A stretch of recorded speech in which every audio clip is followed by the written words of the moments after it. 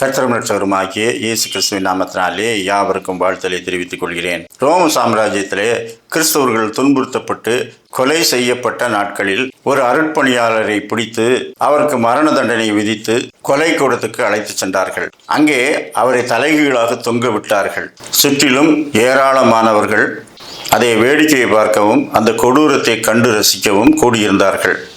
அப்பொழுது ஒரு இராணுவ அதிகாரி அவரிடத்திலே கிண்டலாக, தலைகீழாக தொங்குவது எப்படி இருக்கிறது, உங்களுக்கு எப்படி தோன்றுகிறது என்று கேட்டார். அவர் கேட்டது, இயேசு கிறிஸ்துவை மறுதலிக்கிறாயா அல்லது இப்படி கொடூரங்களை அனுபவிக்க வேண்டியிருக்கும், அது எப்படி இருக்கிறது என்று யோசித்து சொல் என்று அர்த்தம். ஆனால் தலைகீழாக தொங்குகிற அந்த மிஷனரி, என்னுடைய பார்வையிலே நீங்கள் எல்லாரும் நேராகத்தான் தெரிகிறீர்கள், ஆனால் எனக்கு மேலாக ஒருவர் இருக்கிறார், அவருடைய பார்வையிலே நான் நேராகவும் நீங்கள் எல்லாம் தலைகீழாகவும் தெரிகிறீர்கள் என்று சொன்னார். அவர் என்னை நேரானவனாக காண்கின்றார், உங்களை தலைகீழானவர்களாக இன்னும் நேராக வேண்டியவர்களாக காண்கின்றார். எனவே கடவுளுடைய பார்வையிலே நாம் எப்படி இருக்கிறோம் என்பதுதான் மிகவும் முக்கியமானது. மரிக்கப் போகிற நான் உங்களை எப்படி கண்டாலும் காணாவிட்டாலும் அதனால் ஒன்றும் பிரயோஜனம் இல்லை. தேவனுடைய பார்வையில் நீங்கள் உங்களை சரி செய்து கொள்ளுங்கள், நேராகுங்கள் என்று சொல்லி கர்த்தருடைய வசனத்தை உபதேசிக்க ஆரம்பித்தார். உடனே அந்த இராணுவ அதிகாரி, பாருங்கள், தலைகீழாக தொங்க விட்டாலும் அவனுடைய விசுவாசம் அடங்கவில்லை, இனியும் இவனை விட்டு வைத்தால் இந்த விசுவாசத்தை மக்கள் ஏற்றுக்கொண்டு விடுவார்கள், எனவே கொல்லுங்கள் என்று கட்டளையிட்டார். அவரை கொன்று விட்டார்கள். நாம் இன்றைக்கு மனுஷருடைய பார்வையிலே நாம் நேராக தெரியலாம், கோணலாக தெரியலாம், நல்லவனாக தெரியலாம், கெட்டவனாகவும் தெரியலாம்.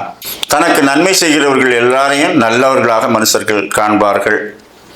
அவர்கள் சமுதாயத்துக்கு எவ்வளவு தீங்கு செய்கிறார்கள், மற்றவர்களுக்கு எவ்வளவு தீங்கு செய்கிறார்கள், தனக்குத்தானே எவ்வளவு பாவம் செய்கிறார்கள், எதுவும் மனுஷர்களுடைய கண்களுக்கு தெரியாது. ஆனால் சகலத்தையும் அறிந்தவர் ஒருவர் எல்லா மனுஷரையும் கண்ணோக்கி பார்க்கிறார். அவனுடைய வெளிப்பிரகாரமான தோற்றத்தை அல்ல, உள்ளான மனிதனையும் அவனுடைய செயல்களையும் அவன் பேசும் வார்த்தைகளையும் அவனிடத்தில் ஒப்புவிக்கப்பட்ட பொறுப்புகளையும் குறித்து அவர் கண்ணோக்கி பார்க்கிறார். அவருக்கு முன்பாக எப்படிப்பட்டவர்களாக இருக்கிறோம் என்பதுதான் முக்கியமானது. ஏனென்றால் நித்திய வாழ்வா நித்திய மரணமா அதை தீர்மானிக்கிறவர் அவர். அவருக்கு முன்பாக எல்லாரும் தங்களை சரி செய்து கொள்ள வேண்டும்.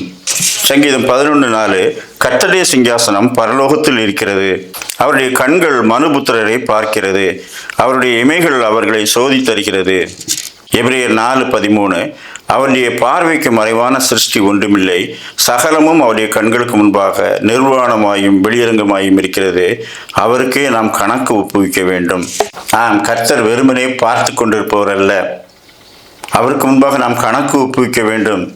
எல்லாவற்றையும் பதிவு செய்து வைத்திருக்கிறார்.